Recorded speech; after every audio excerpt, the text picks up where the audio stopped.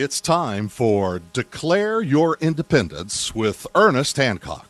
Believe me when I say we have a difficult time ahead of us. But if we are to be prepared for it, we must first shed our fear of it. I stand here without fear because I remember that I am here not because of the path that lies before me, but because of the path that lies behind me. I remember that for 100 years we have fought these machines. And after a century of war, I remember that which matters most. We are still here! Tonight, let us make them remember we are not afraid!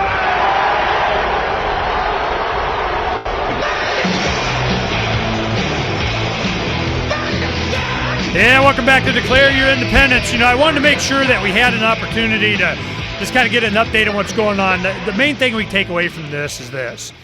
There are people that were in the military, a Colonel Wright, that, this is not what we're about as a country. So I paid attention to what they're doing. We'll talk about it when they come back to the States here.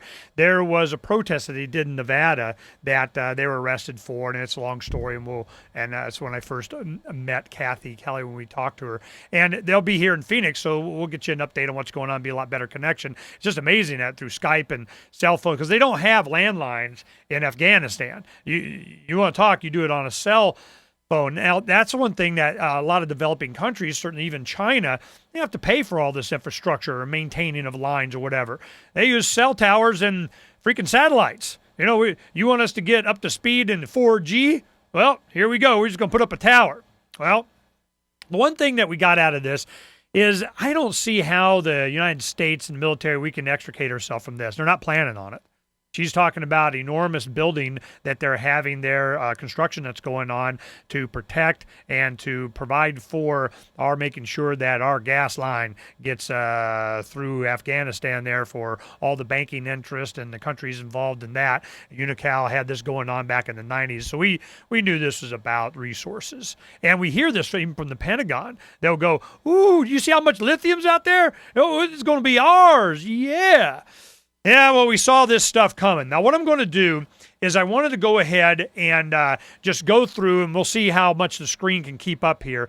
Now, what I did is I saved some of the headlines just from the beginning of January of this year. And I'm just going to go through it. Just some of the, we have up to 100 a day that we put up on Freedom's Phoenix, at least 50. And it's just phenomenal, the amount of information that you get just from gleaning from the headlines, just reading it when you subscribe to Freedom's Phoenix newsletter that you can get. You just go join us on the horizontal navigation bar, or at the top in the yellow there, you'll say sign up for the newsletter. And this is what you get every day, in your email. It just tells you what's up. Russia cuts off gas to Ukraine. Russia cut off the gas, and this is the 1st of January.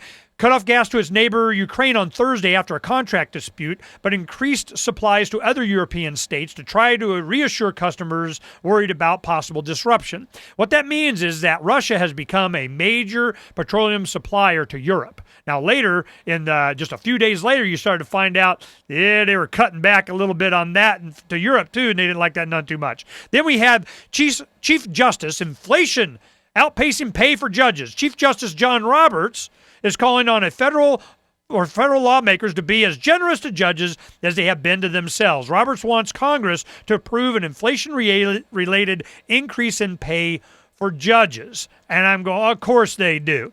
U.S. troops under Iraq's authority for the first time, this is the 1st of January, at midnight on New Year's Eve, the United Nations mandate expired and U.S. troops were placed under a new mandate granted by the Iraqi government in a bilateral deal reached in Washington. Yeah, how's that been working out? Iraq takes control of Green Zone from the U.S. Iraq's prime minister described the U.S. handover today to Iraqi authority of the heavily fortified Green Zone and Saddam Hussein's presidential palace as the most visible sign that his country has regained its sovereignty. This is a year ago. Yeah, liar, pants on fire.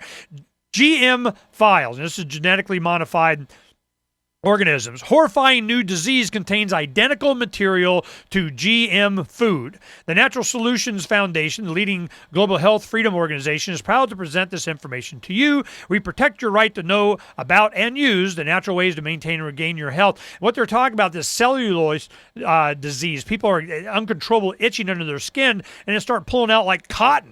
The paper. This is from some people's reaction to genetically modified foods. So I'm going, okay. Then we have Russian professor, former KGB analyst, you may remember this being big news, predicts the end of U.S. due to current economic crisis. For a decade, academic Igor Panarin has been predicting the U.S. will fall apart in 2010. Few believed his argument that an economic and moral collapse will trigger a civil war and eventual breakup of the U.S. And then he gave like a map of how he thought it would happen. Well, this was something that Bill Buford talked about at the Freedom Summit here in 2010. He's like, look, man, I don't know when, but it's not really if, it's just when. The worm turns. Yeah, the worm turns. Warm, son. The worm turns. 2008 has been a year of records for cold and snowfall and may indeed be the coldest year of the 21st century thus far. In the U.S., the National Oceanic and Atmospheric Administration registered 63 local snowfall records. Yep, and 115 lowest ever temperatures. Well, they just had to wait until 2010. New records. It's how's that global warming thing working out? Holiday wealth annihilation. Place 20% of your portfolio in the mattress. Now, this is beginning, this is December 31st of 2008. They're talking about this. We wanted to make sure you got this, and we reposted it a year later to say, look, we were telling you a year ago. Here is the real irony. Ben Bernanke and Hank Paulson are determined to annihilate the U.S. dollar. Why? Simple. It is the only mathematical way we will ever work our way out of our massive debt, by inflating our way out. It seems like that's what's happening. Would they use troops against Americans if they weren't stealing our money? Is it because the theft via bailouts and other hanky-panky by the Treasury, the Fed and others of hard-earned taxpayer wealth is so obvious that the military expects Americans to revolt? What we were talking about here is that when they started doing Northcom and so on, they're going, hey, man, we think the people might rise up. Well, what if they do? Are they prepared for it? Well, they have what we were talking about with Kathy in Afghanistan, these tests for iris scanners and, these weapons that are made for urban warfare. Now, she was saying, I don't know what good it's going to do them. I mean, I guess they can, it's like when you have illegal immigrants coming across the border here, that they fingerprint you. And if they catch you again later, they'll go, ooh, yeah, you're barred forever and always, amen, because you were caught before and you came again and they, put you on a list or something. I can see might get some benefit that way. But really in Afghanistan, she's saying, they don't know how old they are. They don't celebrate their birthday or anything. So I'm not really sure what they get other than, names and dates and biometrics. And maybe when they build them all there, they can show them the gene ad for them, I guess, when they walk by. It's testing for us here. Now, keep in mind, this is a, beginning, this one's dated 12/31/08. I think in 20 years' time, we will look back at this whole thing. And this is from the environment minister. Now, this is out of the UK.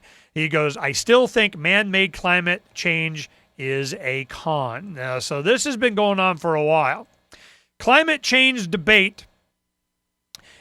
And ask ourselves how on earth we were ever conned into spending the billions of pounds which were going into this without any kind of rigorous examination of the background.